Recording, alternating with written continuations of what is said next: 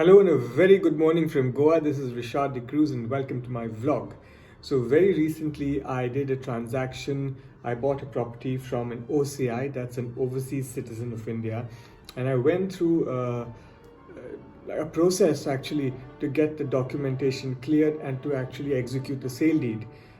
Through this process, I realized that there was no one platform where you can get the information from, as in how you do it, how you file your taxes, the entire process. I spoke to different CAs, I spoke to the sub registrar, I spoke to lawyers, and like each one was giving me their side of the story, but there was no consolidated source of information. So now that I have the wisdom to execute such sale deeds, I thought I'd consolidate it and give you this information for free. Okay, so what happens when you're buying a property from an OCI, that's an overseas citizen of India? Now, many of you who've bought and sold properties, you will know that there's something called TDS, which is deducted on the sale of a property. TDS is tax deducted at source. So, and the TDS is deducted by the buyer. So if I'm buying it from you, I'm deducting 1%. If I'm buying it from you and you're an OCI, I'm deducting 22.88%. Sometimes it varies, depends on different things, but roughly it's 22.88%. Okay. Now that's under section 195 of the Income Tax Act. Now what happens when one seller is OCI and the other seller is Indian? What happens then is that the amount that's going to the OCI, 22.88%, is deducted on him, and the amount that's going to the Indian national resident of India is 1%. What happens if it's a husband and wife? Same situation. If the wife is Indian, for example, and the husband is OCI, then 22.88 gets deducted on his share, while on her share it's 1%. Okay, so that's covering the basic introduction. Now, what is the step-by-step guide to buying a property from an OCI and getting all these taxes done? Because that can be quite harrowing. So the first thing is you need to draft. You need a good lawyer, and I have a great lawyer on board. So you need a good lawyer to draft your sale deed. In the sale deed, in the deed of sale, you will mention that the vendor is an OCI, overseas citizen of India. Then in the consideration column, you will in the consideration section, you will mention the total amount, right? So let's say the total amount of the sale is 1 crore less TDS amount under section 195 of Income Tax Act, 22.88% works out to 22.88 lakhs. Okay, you got to say that. Then 3. Now 3 is the complicated bit where you have to do all these things.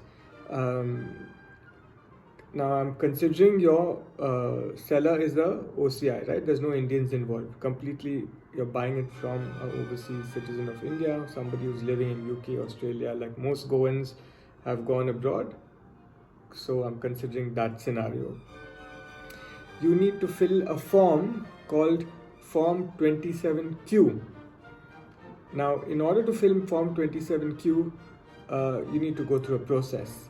If you're buying it from an Indian, you need to fill Form 26, right? Now, Form 26 is very simple. You just go online, you fill it, print it out, you pay the 1%, and then when you're buying the property, you attach that to the sale deed and it's done. Form 27Q is slightly more complicated. First, you need something called a TAN, right? So when you go up, you start filling the form online, they ask you for a TAN number. What is a TAN number? It's tax deduction account number. So the buyer needs to apply for a TAN number. Now, how long does that TAN number take? Your CA will do it for you. It roughly takes about 2 to 3 days, right? Sometimes you're lucky, like I got mine in 24 hours. So you need a TAN number. You take that TAN number and then you can go online and you can pay your TDS. Which is the 22.88%. Alternatively, if you are not tech savvy, you fill up a check, you download a copy of a challan called ITNS/28. You can get that online, just print it out. Fill it up, put your TAN number there, add a check to it and do the needful, send it to the income tax. There are some banks in Panjim that do it. ICICI Bank does it, the one, not the one in Donapola, but the one in Panjim near the old passport office. So you can get that done. Any CA will do it. They'll charge you 1,000 rupees to fill up the form, attach your check and do it. We did it online because it was much easier. So we got our TAN number, we filled up the Chalan ITNS 128 and we paid the TDS. Then we got the form 27Q saying that okay, it's all been paid for.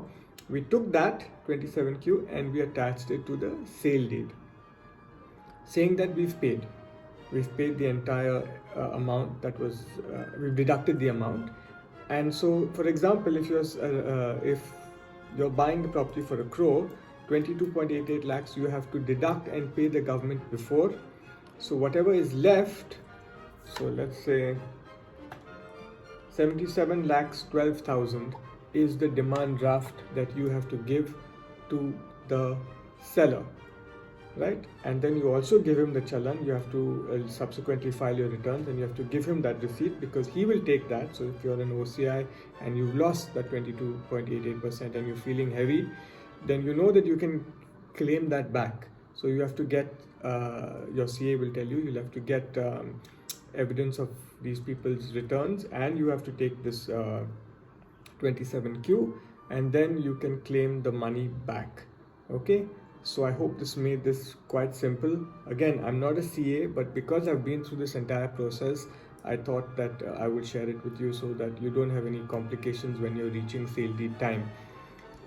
What happened with me was we did everything, we got the documents ready, we vetted it, etc. And when the time came for signing the sale deed, we realized that we had all this thing to do. So now that I've understood it thoroughly, I thought I'll share that with you. I hope you've enjoyed this video and I have a lot of more interesting stuff coming up. I found some really affordable, perfectly positioned geographically apartments in and around Purvaram.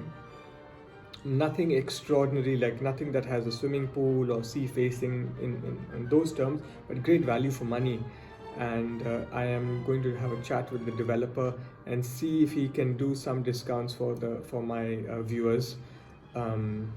It's really lovely because it's in the center of Purvaram. You've got Delfino's supermarket, you've got Panjim on the other side. You go down, you can head to Vere. So really interesting development and I think quite reasonably priced. So that's going to come up in the next video.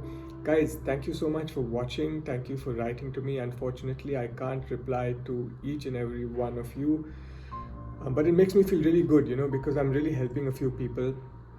For the developments that I market, I do charge at 2% because it takes a lot of time and effort to vet the builders, to go there, to see the development, because I'm also into development, I understand cement, steel, etc. So I go through that entire process. So I charge a 2% brokerage, and I think that's fair. Some people don't want to pay. I've had a situation where one guy was just blanked me, and that's okay. It's your conscience, But yeah, anything that I recommend, the chances are that it's good and it's great value for money, and you will be happy with that investment. Thank you so much, really appreciate it, and goodbye from Goa.